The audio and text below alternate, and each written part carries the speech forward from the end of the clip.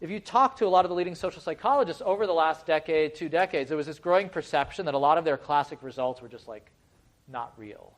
There was a crisis of confidence in the field. There were all those fraud cases we talked about early in the term. But there was this general feeling that it really wasn't clear which empirical results in this field were credible. So how can we assess robustness? How can we make progress in this field and try to figure out what to believe and what not to believe in this body of research? A couple of years ago, the Center for Open Science and Project Implicit posted a public call for collaboration. And they said, well, let's try to get as many labs as we can to do a replication of these 13 classic and prominent findings in our field. It's a crowdsourced model. So instead of there being me, one lowly scholar or one lonesome scholar taking on a field, we're going to have the sort of like the power of numbers and the anonymity of numbers to sort of be part of a process to more systematically gauge robustness. How do they do it? They decided on these 13 kind of important experiments, and they created a standardized computerized interface to test these 13 experiments in one session. So they streamlined them down to their essence. They were experiments that you could do with 2 conditions, a treatment and a control. So they were kind of simple experiments, but classic experiments, and pretty low cost for the labs. It was like, download this thing. We have the whole experimental procedure. Put it on your computer network, and recruit subjects. So all you had to do was recruit subjects. There wasn't that much additional work. And this is actually a listing of the labs. There's 36 labs.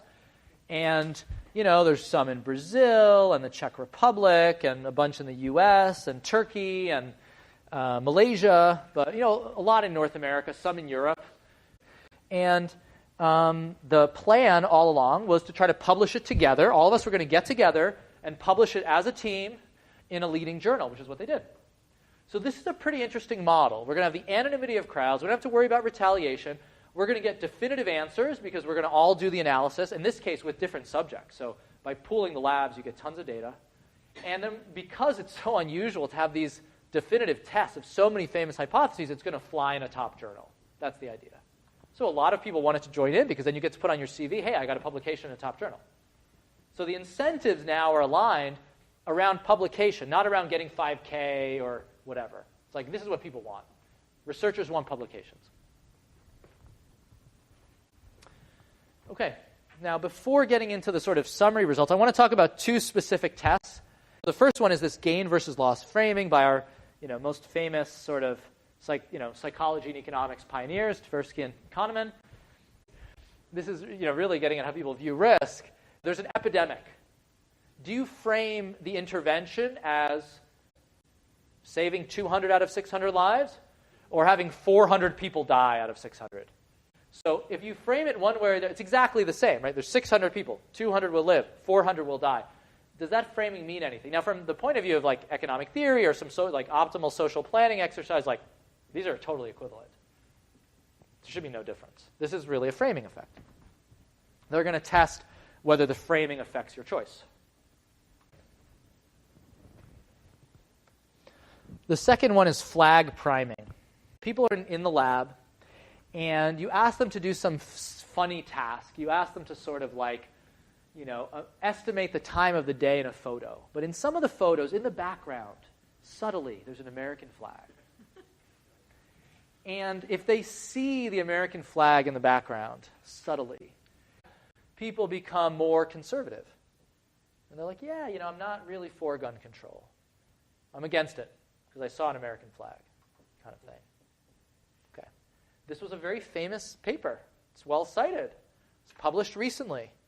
And it's about priming. I mean, I've done a little bit of work on priming in the lab. It's very controversial. Like, what does priming do to subtly mentioning? There's tons of work on this. If you subtly mention something to somebody, does it affect how they answer, how they view the world? And there's tons of people that say it does. So this is, a kind of mainstream priming paper. But they want to figure out if this holds. They only did this experiment in the American labs. Because if you show the American flag in Malaysia, why it would or wouldn't affect views on affirmative action in Malaysia are unclear. There is actually a lot of affirmative action in Malaysia towards sort of ethnic melees. It is a really big issue, but it has nothing to do with the American flag, I don't think. Okay.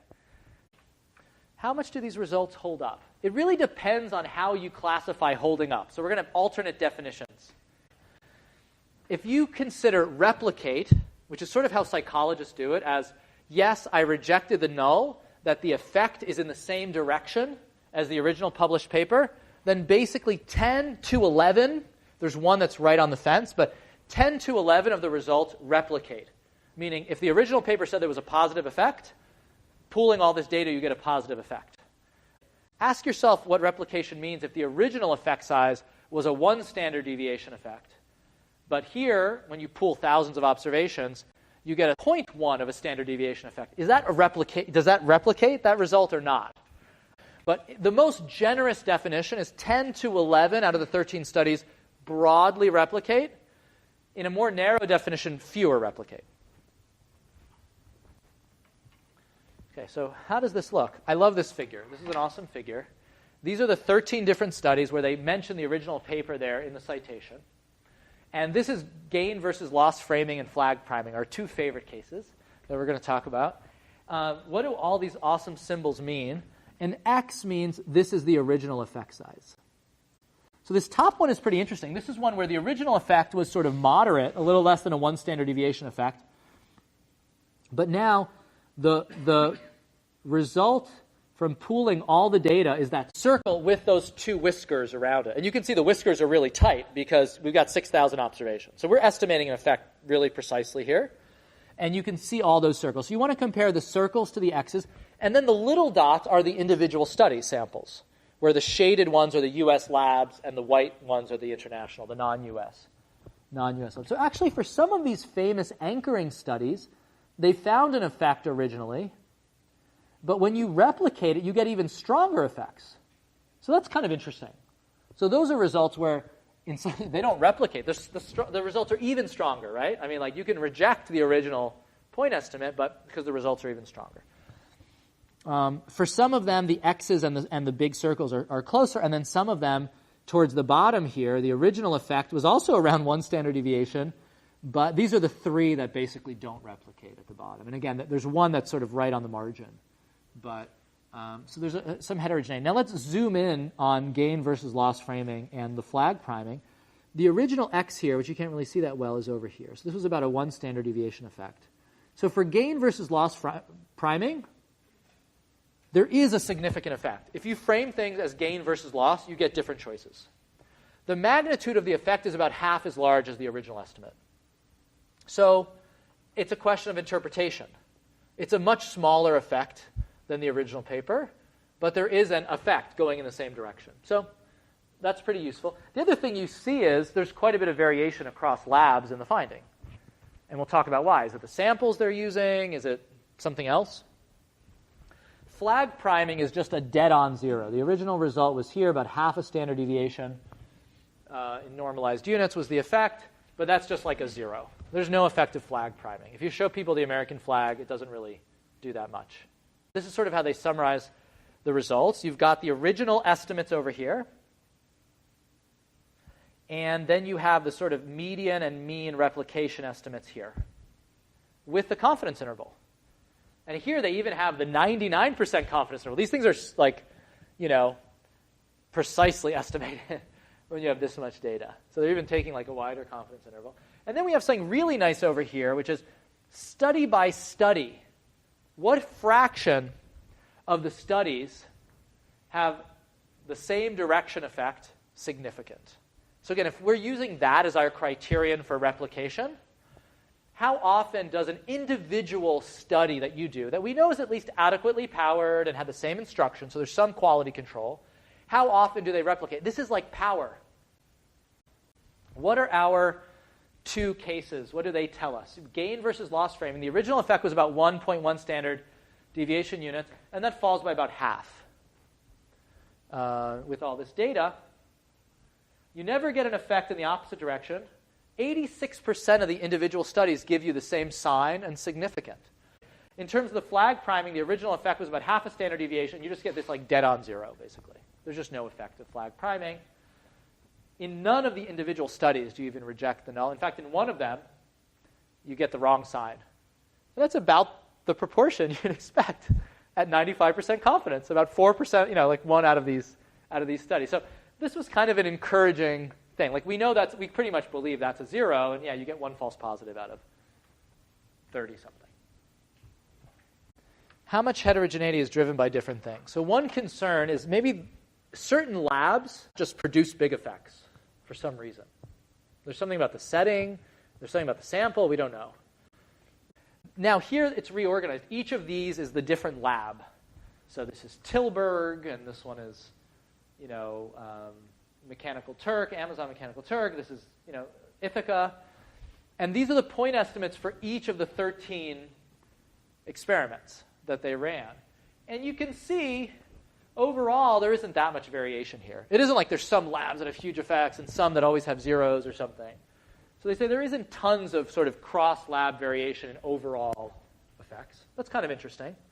The other thing that they show, and I thought this was also interesting, they don't show much variation due to the study setting. Whether these games were played online or in the lab didn't really affect the point estimates. That's kind of encouraging. Of course, it's all a computer interface anyway, so you might think it wouldn't matter, but still, if you're recruiting online samples versus people that walk into the lab, there's quite a bit of different self-selection there. U.S. versus non-U.S. labs. So it wasn't like the U.S. study samples were different. Now, I might want to cut the data a little differently as a development economist. I might want to take separate out Brazil and Malaysia and say, oh, these are middle-income countries or whatever. But anyway, overall, there was no kind of big differences there. They also, and this was even more surprising, don't find much in the way of interaction effects with different demographic characteristics. So they also did a survey at the end of the labs to get your gender, age, education, kind of basic stuff. They have it in an appendix.